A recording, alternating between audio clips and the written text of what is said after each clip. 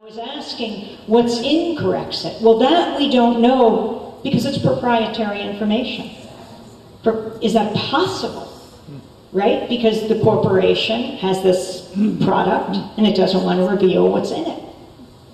And yet you have to re-examine what private corporations mean now, from the company that makes Corexit to BP, when it can have this kind of effect, this disastrous in a whole region of the earth. President Obama has gotten the message last week, announced they would be having separate news conferences, that the government would no longer just work side by side with BP, since BP is the one that committed the crime. And this is only coming from public outcry, and it's across the political spectrum. In this trip that we took, both flying over the spill and then going out in the boat with Dean Blanchard, head of Blanchard Seafood, which is shut down right now. He said in this next week, he said he's tried to keep all his workers on. They're not doing anything. He said usually we couldn't even walk. We went into his business. He said it just filled with hundreds of people coming and going, the fishermen coming and going, and now there was no one, just the signs that he had made. Oh, they said BP, Bayou polluter. BP lies, fish and shrimp die, things like that. He took us out in his boat. He was just distraught, to the bird sanctuary. When we went to the bird sanctuary, the marshes were covered in oil. And then we tried to speak with some of the cleanup workers. But, you know, they're not allowed to speak. They sign these contracts. First, they're wiped out. They can't go out and fish. They can't go out and collect oysters and do all of that. So the only thing they can do is work for BP in the cleanup. But in order to do that, to get money, they have to sign a contract that says they will not speak to the press. We talked with a fisherman named Glenn Swift, who took us out in Burris, Louisiana. And he's shown us the contract. And I said, so why are you talking to us? He said, because I don't believe that's the American way. These people who are suffering so much can't even talk, and then they're getting sick, the fishermen. Right? They're going out to clean up BP's mess, trying. Though I was so struck when I flew over the ground zero, how few boats are actually out there, the skimming boats, the various boats that are supposedly cleaning up the oil, when so many countries from around the world have offered to help. This takes a massive, unprecedented cleanup. There were hardly the ships there to be able to do that. But these fishermen are now getting sick. One was in West Jefferson Parish Hospital, food poisoning. We shouldn't roll this out, he said. Because, he says, they're bringing in whole armies for the cleanup, and armies live off their stomachs. I said that to Dean Blanchard of Blanchard Seafood, and I said, what do you think about that? He said, then why are they confiscating the sick fishermen's clothing? It's not testing them for food poisoning, it's testing them for chemical contamination. We need the truth. But there is a bigger truth, and it's why the Green Fest is so important. It's that when you watch the networks, and some are doing a decent job getting down there, going right to the site and showing the lives of the fishermen, showing the lives of these whole communities that are being wiped out, and then you break for a car commercial, and then you go right back to covering this catastrophe. The alternatives. This is a window of opportunity to talk about the alternatives. They're being practiced all throughout the greater Seattle area.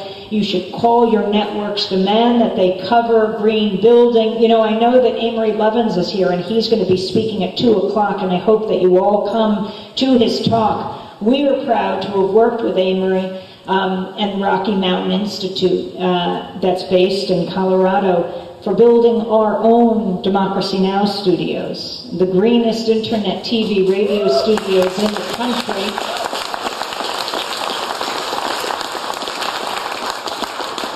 Just last week, we got word that we received a platinum rating, platinum leads rating.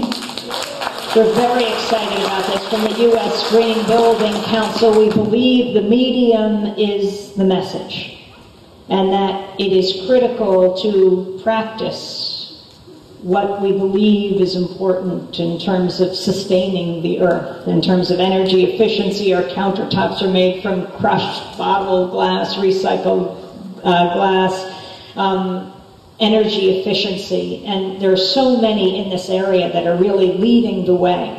And it's important that your voices be heard, and that we demand of the media in this country to start talking about these alternatives.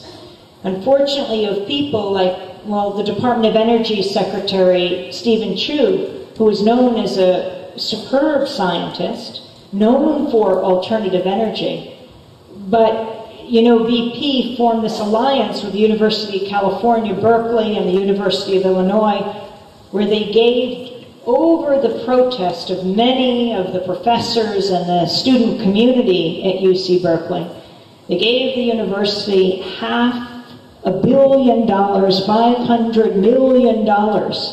And so there is this alliance between private corporations and the public university. He was the head of this at UC Berkeley before he became Secretary of Energy, and he is spearheading much of dealing with BP, which is something he has done for a long time. And it is very important that we have independent research that is not run by the very corporations who are getting us into this trouble to begin with, that are limiting the scope of alternative energy in the way that it must be practiced in this country. I went to a seafood festival one night called Plaquemine Seafood Festival. They have oil and seafood festivals. That's the two industries there. And everyone there celebrating seafood and fishing were either fishermen or people in the oil industry or hanging out with their families that night. So I was talking to all these oil folks saying, my God, how do you feel about offshore oil drilling now? And they said, we're for it. I said, and yet you're recognizing this may be the end of seafood in this area for a very long time. And one Chevron consultant said, but this is all we know. It's all we know. And I think that is a very fair point. That's why conversion is so important. Converting these industries. He says, what else is there?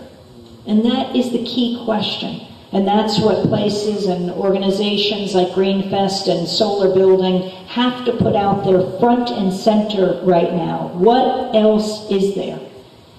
You know, you have the deficit hawks, the right in this country. Think about what this cleanup is costing. You too can be a deficit hawk.